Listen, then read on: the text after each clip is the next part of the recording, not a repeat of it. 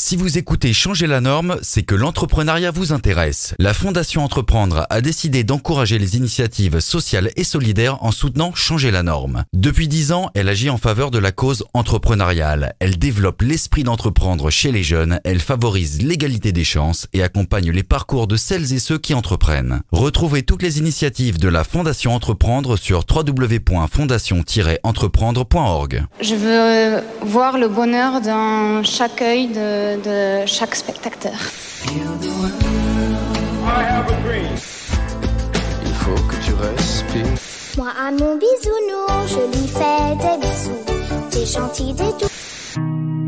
Bonjour à tous, je suis Flavie Després, directrice associée de Care News, le média des acteurs de l'engagement. Changer la norme, le podcast, interroge les entrepreneurs sociaux sans langue de bois. Dans la saison 1, j'ai reçu 10 personnalités. Elles m'ont confié leur parcours, leur réussite, ce qui coince, ce qu'elles veulent changer, ce qu'elles peuvent changer, ce qu'elles ont choisi de changer et comment.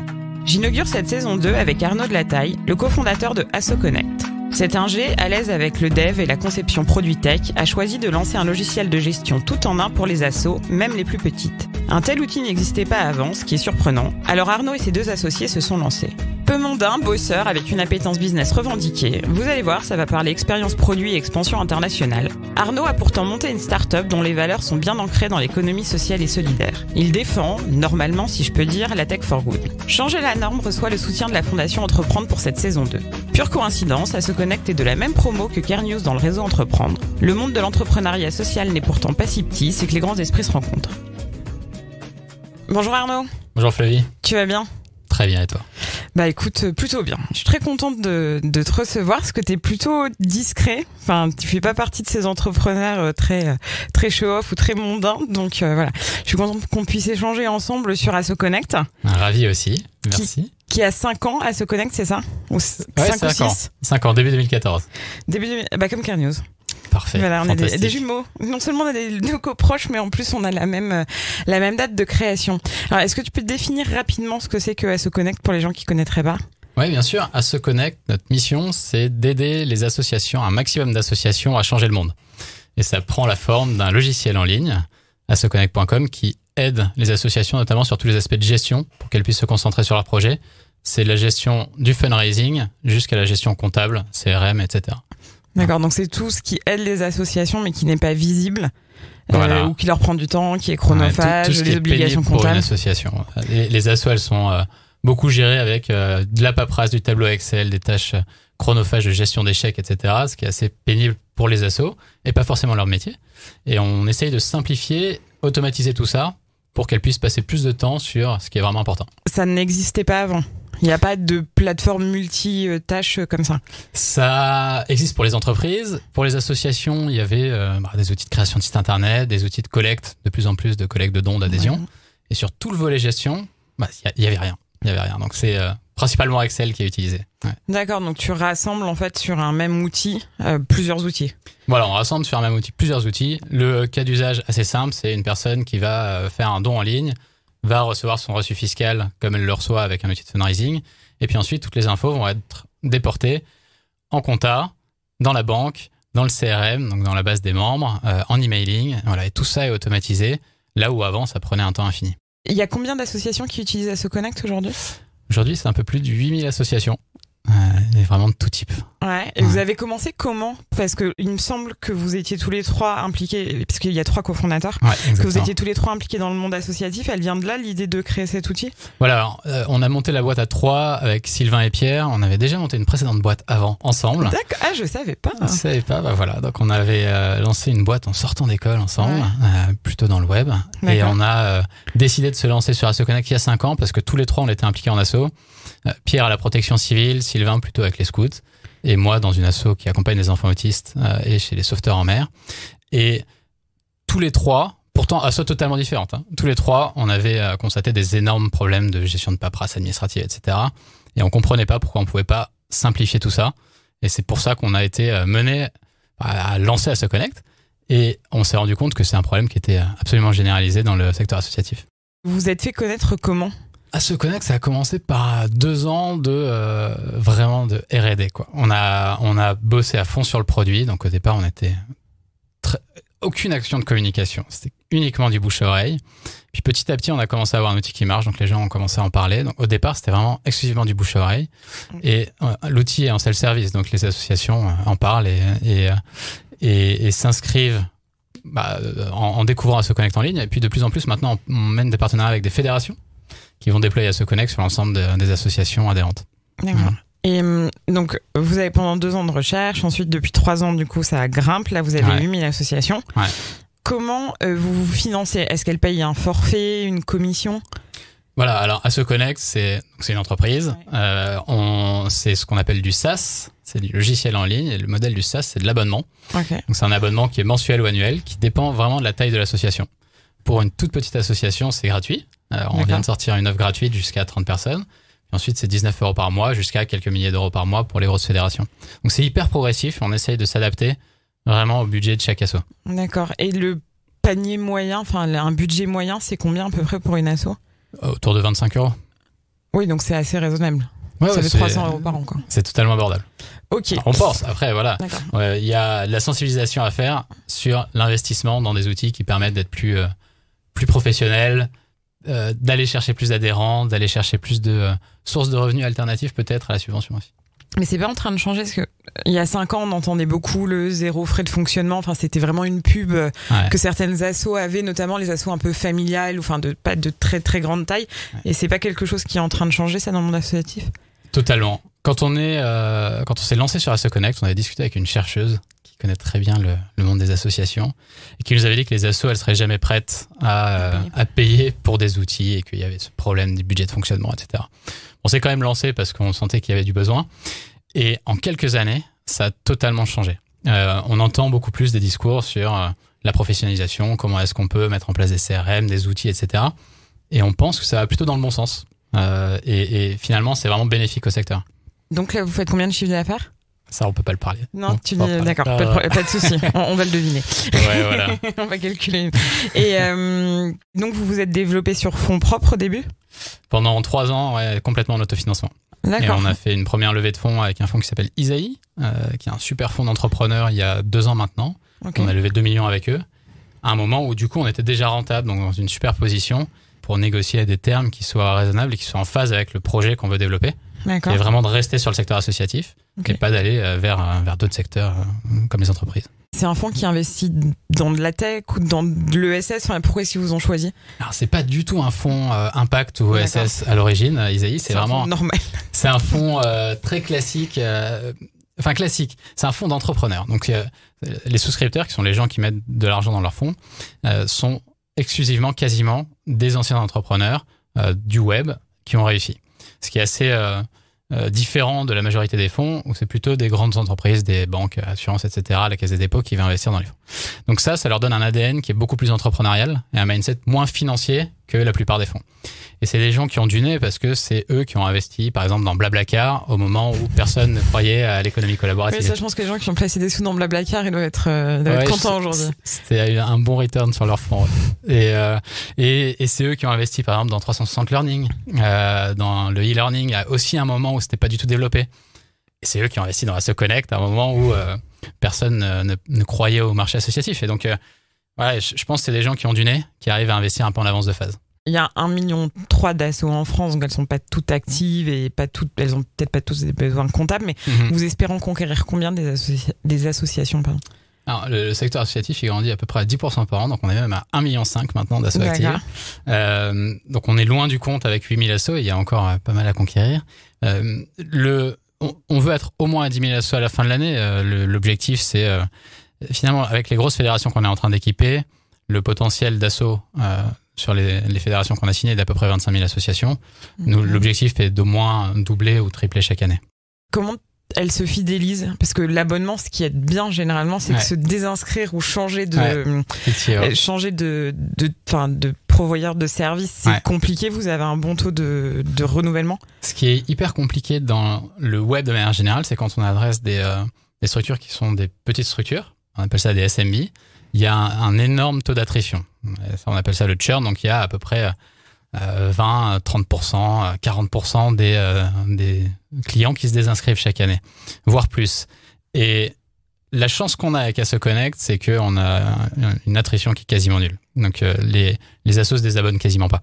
En fait, un fait contre-intuitif, c'est que une association, elle a une durée de vie 2 fois supérieure à celle d'une entreprise, en moyenne. Et finalement, elles ont un budget qui est assez stable. Si l'outil leur convient, et on pense qu'on fait du bon boulot, si l'outil leur convient, elles n'ont pas trop d'incitation à changer. Ouais. D'accord.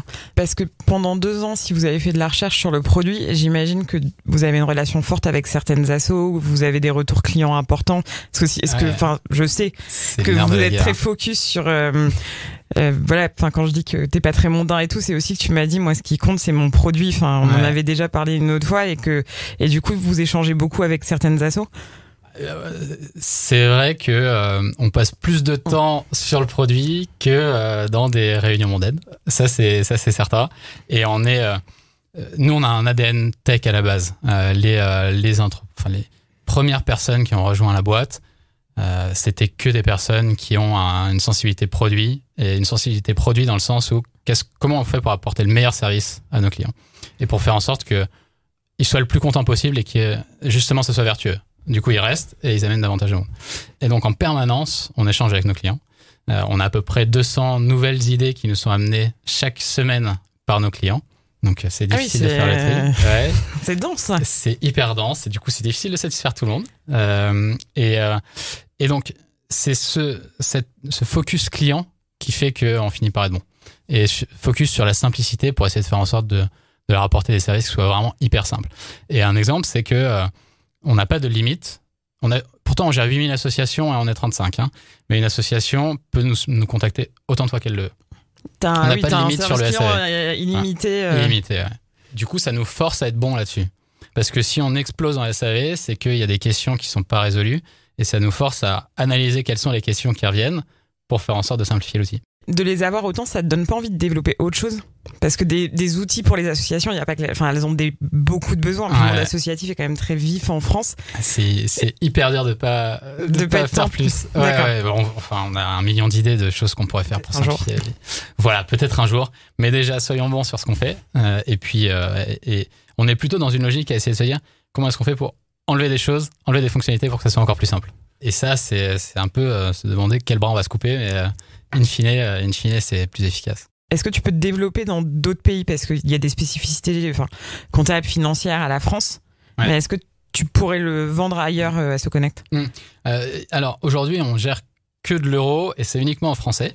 Et on a pour objectif de lancer d'ici la fin de l'année, et même a priori d'ici 2 mois, une version en anglais pour pouvoir adresser tous les autres marchés.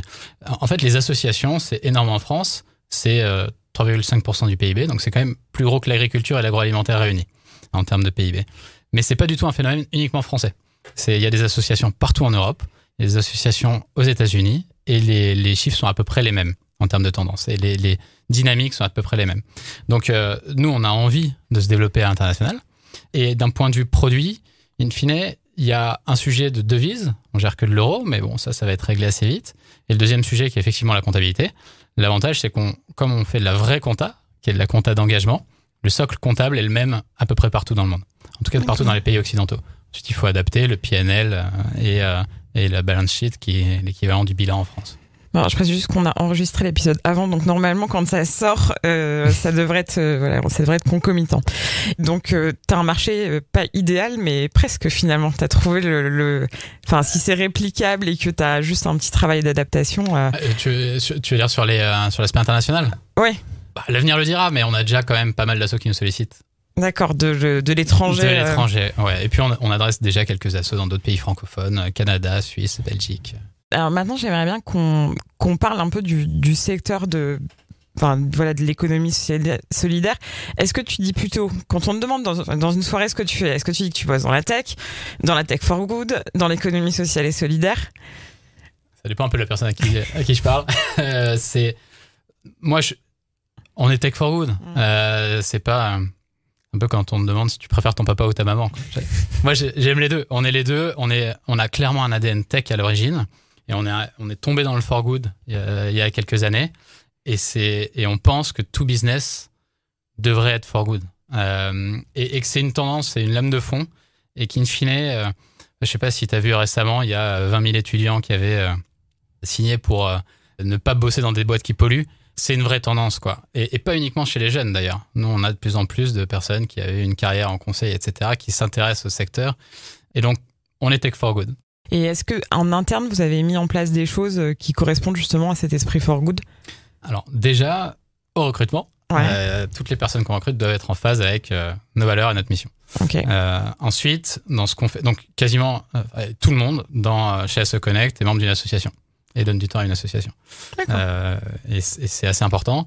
Une deuxième chose, c'est que tout le monde chez ASO Connect est en relation avec les clients. Donc même le développeur est au SAV et répond à des associations, ou même le directeur financier, etc. D'accord, donc tout le monde prend des appels entrants de SAV. D'accord, c'est intéressant ça. Pour vraiment comprendre qui sont les personnes en face. À côté de ça, on a une demi-journée de bénévolat par mois sur le temps de travail que les personnes, les salariés peuvent prendre pour l'assaut de leur choix. On imposera.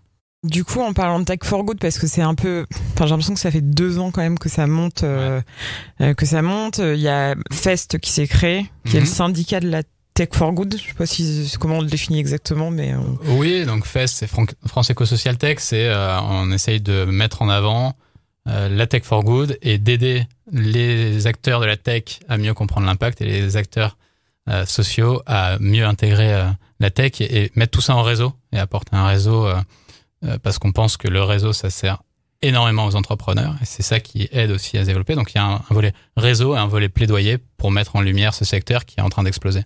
Est-ce que c'est pas compliqué après, c'est comme c'est assez récent, mais parce que ça recoupe quand même des métiers très très divers. Enfin, quand je pense rapidement à qui fait partie de tech, entre la santé, la tech for good peut-être un petit peu plus traditionnelle, le niveau associatif, anti-gaspi, finance solidaire, mais comment est-ce que vous vous retrouvez sur un plaidoyer commun alors que vous avez quand même des tailles et des intérêts qui sont assez différents? Ce qui est pas évident, c'est qu'il y a encore beaucoup d'idéologie, je pense, dans le secteur. Et donc, le premier truc, c'est d'essayer de les casser et se dire que finalement, on va tous dans le même sens. Et on essaye tous de défendre une gestion de l'entreprise qui soit plus responsable et qui adresse ses enjeux sociaux. Et finalement, c'est ça qui nous rassemble. Donc, c'est ça qui fait qu'à un moment, on a des profils hyper différents. Moi, j'étais plutôt très tech, très business à la base. Et il y a des gens qui venaient plutôt du monde très social et pas du tout tech à la base. En fait, ça finit par super bien fonctionner. C'est une alchimie qui marche bien. Ça prend un peu de temps. Fest, la première année, c'était en rodage.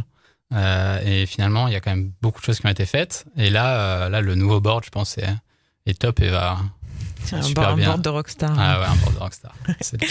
Est-ce que c'est un argument d'être for good? En fait, les associations, si elles font attention à leur budget, donc t'as pas de concurrent direct, qui fait exactement ce que tu fais, mais il pourrait cumuler d'autres solutions, ou quelqu'un pourrait lancer une solution identique. Est-ce que c'est un argument de vente d'être pour les ESS? assos? Peut-être pour certaines fédérations qui sont sensibles, mais c'est un argument clairement pour le recrutement, pour plein d'autres sujets. Vis-à-vis de nos clients, honnêtement, je pense pas. Je pense que les associations, elles cherchent juste l'outil qui est le meilleur pour elles. Pas cher, bien sûr, elles bosseraient pas avec nous si on avait rien à faire. Si notre seul objectif c'était de faire un max de fric. Donc elles y sont sensibles, mais je pense qu'in fine, leur décision, elle est est-ce que ça répond bien à mon besoin. Après, il y a tout un tas d'autres sujets sur lesquels le fait d'être for good, c'est un énorme avantage. Et ça, j'en suis absolument convaincu. Et c'est pour ça qu'on va aussi voir de plus en plus d'entreprises, de plus en plus d'entrepreneurs qui vont attaquer ces sujets, parce que c'est pas uniquement un sujet de conscience personnelle, c'est aussi un sujet d'efficience économique. Qu'est-ce qui doit progresser selon toi est-ce que vous êtes ESUS? Est-ce que vous avez des labels quelconques? Non, aucun. Nous, on est tu disais qu'on est assez peu dans les réunions, mais on est aussi pas du tout dans la recherche de subventions. On n'a pas de label. On s'est juste concentré sur essayer de faire le meilleur produit et on a passé tout notre temps à ça. D'accord. Donc non, on n'a pas de label. Non, mais c'est pas un mal, mais je pense que c'est des choix. Parce qu'en fait, je crois que les labels, soit tu les cumules, soit t'en prends aucun, mais c'est vrai que c'est un petit peu. Moi, j'ai pas de religion du tout en la matière. Je pense quand même, le label ESUS, si on prend un sujet comme la levée de fonds, ça peut faciliter. En fait, c'est beaucoup plus facile d'avoir accès à certains financements, notamment les financements impact. En revanche, c'est beaucoup plus difficile de lever dans des super conditions avec des super fonds. Des fonds d'investissement comme Isaïe ou comme d'autres fonds qui nous permettront d'aller vraiment fort à l'international, ça peut aussi leur faire peur. Donc il y a des avantages, des inconvénients. C'est juste un aspect, le volet financement, mais moi j'ai aujourd'hui... C'est important quand et qui est quand même important. Tu fais monter une boîte sans financement, c'est quand même... Enfin, se déployer sans financement, voilà, c'est quand même... On l'a fait pendant 3 ans, et puis finalement, quand même, avec un peu de financement, c'est quand même cool. On en avait parlé dans l'épisode 2 de la saison 1 avec Jean, qui justement ce truc de... en fait, c'est à la fois bien... Et en même temps pas bien, quoi. Donc voilà. Il y a un vrai sujet sur le financement de l'impact. Moi, je pense que les fonds impact, et je veux pas généraliser parce qu'il y a quelques fonds impact qui sont vraiment super et justement capables d'accompagner des projets comme nous, comme d'autres qui ont des grosses ambitions. Mais nous, on s'était rendu compte quand même sur notre première levée de fonds qu'ils étaient trop frileux parce que habitude peut-être d'accompagner des projets un peu plus raisonnables en termes de vitesse de croissance, un peu plus modeste. Et nous, on avait envie d'aller très vite, on avait envie de bouffer le monde et ça fonctionnait pas forcément. Voilà. Ouais, et puis c'est parfois le ratio d'argent levé comparé à la paperasserie et au temps que tu passes, c'est pas forcément intéressant sur certaines sommes. Aussi, c'est clair. Mais c'est comme les assos qui lèvent des fonds. Il y en a qui parfois qui se capent en fait en se disant en dessous de 2000 j'y vais pas, en dessous de 10 000 j'y vais pas parce que c'est pas intéressant. Tech for Good, ESS, qu'est-ce qui pourrait changer selon toi pour que ça progresse? Parce que c'est quand même, ça progresse et il y a des grosses boîtes et des fonds, qui investissent dedans, mais c'est quand même pas encore une majeure. Mais du coup, est-ce que ça doit venir des grandes entreprises, elles doivent se changer de l'intérieur, ou est-ce qu'au contraire, il faut plus aider l'entrepreneuriat pour que des gens comme toi puissent conquérir le monde? Je pense que le fait qu'une grande entreprise change, les grandes entreprises changent, ça a un effet massif, mais en fait, elles sont toujours déphasées. Les grandes entreprises, elles changent quand la société a déjà commencé à changer. Et donc, ça passe par l'entrepreneuriat, ça passe par... Et l'entrepreneuriat à toutes les échelles, c'est-à-dire, je suis convaincu qu'il faut des modèles et il faut qu'on arrive à montrer qu'on peut faire des choses énormes et qu'on peut avoir des boîtes qui scale comme Simplon, comme Phoenix, comme un paquet de boîtes. En ce moment, Insect ou d'autres, d'ailleurs, qui sont peut-être moins identifiés comme impact. Et donc, il faut des modèles pour montrer qu'on peut faire des belles choses sur le secteur. Mais ça passe pas que par ça, c'est aussi toutes les plus petites initiatives. En tout cas, c'est, je pense, 2 choses, des modèles et du réseau. Parce que les entrepreneurs sociaux, je pense, sont pas assez en réseau. Et nous, on fait par exemple partie d'un groupe qui s'appelle le Galion, qui est un groupe d'entrepreneurs de la tech.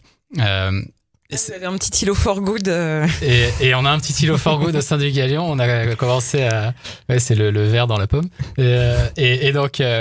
mais c'est génial, quoi. On commet pas les erreurs qu'on aurait pu commettre. On va beaucoup plus vite. On se met en relation. On apprend de gens qui l'ont déjà fait avant nous.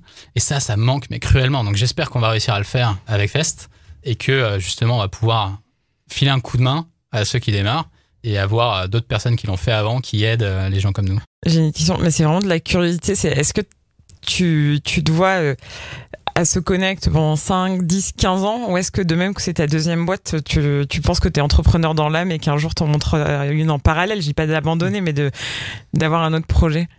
Alors c'est certain que j'aurai d'autres projets. Ouais. En revanche, aujourd'hui j'aurais du mal à passer à autre chose, parce qu'on a encore beaucoup trop de choses à faire avec AssoConnect. Merci. Bon, on va arriver aux questions finales. Donc il faut répondre, c'est très facile, mais il faut répondre très rapidement. Ok. Donc là, on va parler loi pacte et raison d'être. C'est quoi la raison d'être de AssoConnect? C'est aider un maximum d'associations à changer le monde. L'homme ou la femme politique que tu voudrais convaincre?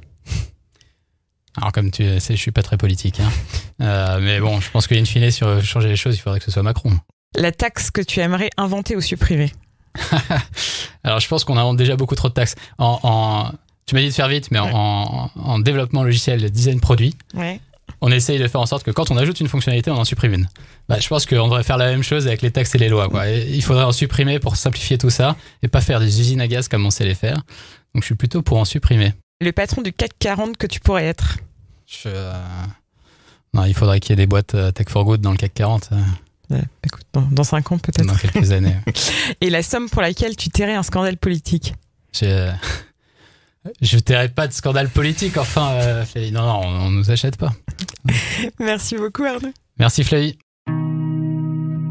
Merci d'avoir écouté jusqu'au bout cet épisode. Changer la norme, le podcast de Care News, se retrouve sur SoundCloud, iTunes, Spotify et partout la technologie à l'heure de nous mener. N'hésitez pas à nous suggérer des invités, à faire des commentaires, à diffuser autour de vous et à noter de podcast afin de vraiment changer la norme. Merci.